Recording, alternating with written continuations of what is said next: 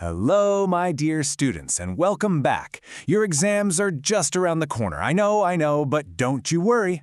We're here to make your sociology prep super easy. Today, we're going to break down this chapter together, piece by piece, so you walk into that exam hall feeling absolutely confident. Okay, let's just dive straight in. When I say the word market, what's the first thing that pops into your head? Is it the big, shiny mall where you go hang out with your friends? Or maybe the local Sabzi Mandi your parents go to?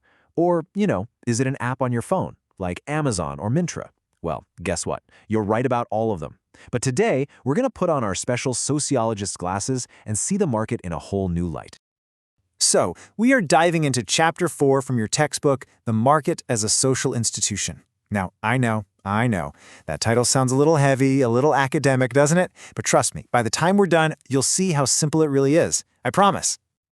All right, Butcho, here is our game plan for today. We've got 6 simple steps to completely master this chapter.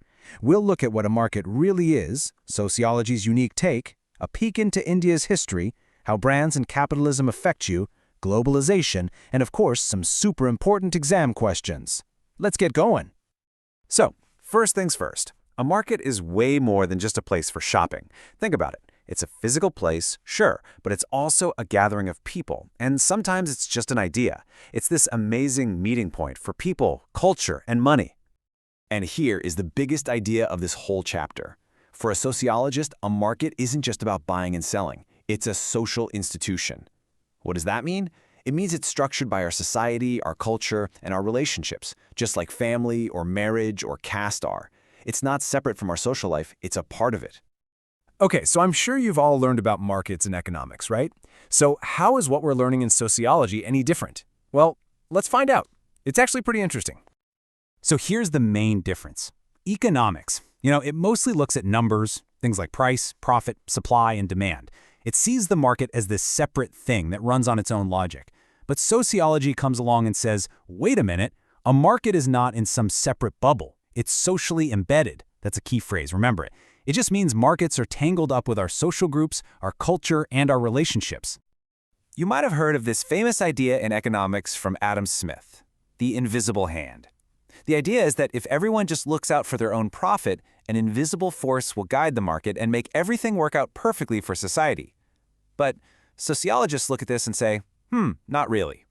They argue it's not some magical invisible hand, but the very visible hands of social connections, of trust, of community that actually make the market work. Okay, chalo, let's jump into our time machine for a bit. To really understand this social angle, we're going to look at 2 super interesting examples from right here in India's past. Just look at this picture. This is a weekly Haat, a market in the tribal area of Bastar. Now, at first glance, you might just see people buying and selling things, right? But there's so much more going on here. This is a perfect example of what we're talking about. For the Adivasi communities, this Haat is the center of their social universe. Yes, of course, they sell things they get from the forest and buy essentials like salt, but it's also where they meet their relatives, arrange marriages for their children, and just, catch up on all the local gossip. It's a social event, not just a market. And here's another brilliant example, the Nakarattars of Tamil Nadu. These guys built a massive banking and trade system that spread all over Southeast Asia. And you know what the foundation was? Not some fancy legal system, but trust. Purely trust based on their caste and family connections.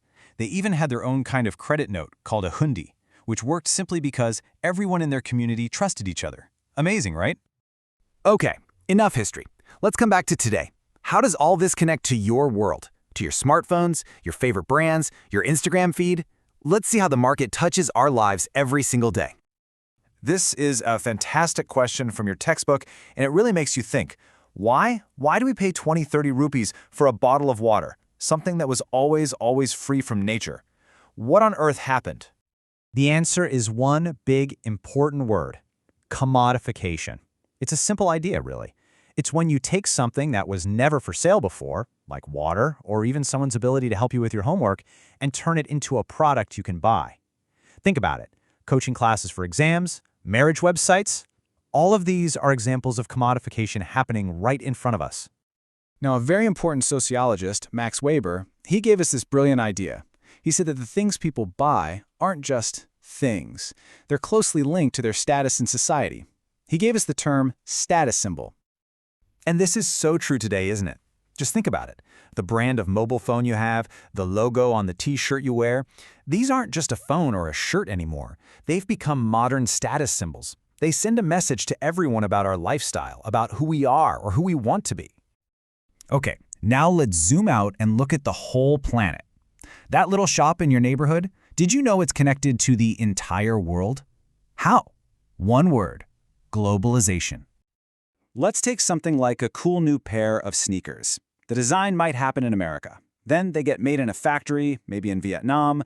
From there, they're shipped all the way to India. And finally, you go and buy them in your local mall. This whole chain, connecting all these different countries, this is globalization in action. So you might wonder, how did India become such a huge player in this global game? Well, it started in the late 1980s with a policy called liberalization. Basically, it means India opened up its economy. We reduced government control and invited foreign companies to come and do business here. And boy, has that changed our markets forever, bringing good things and some challenges too. Okay, everyone, pens and paper ready. We've come to the most important part, getting you ready for that exam.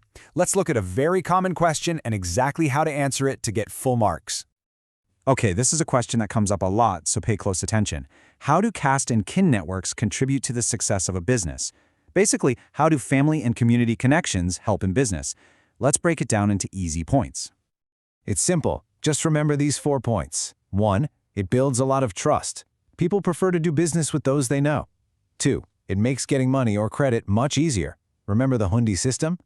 3. Important business information travels really fast within the community. And 4. Sometimes it can lead to one community controlling an entire business, creating a kind of monopoly. Just write these 4 points, explain them a little, and you'll have a perfect answer. And before we go, I want to leave you with a little something to think about. Looking at this idea of commodification, what's something in your life right now that is not for sale, but could become a product to buy in the future? Think about it. Maybe clean air, or your personal data, or even friendship?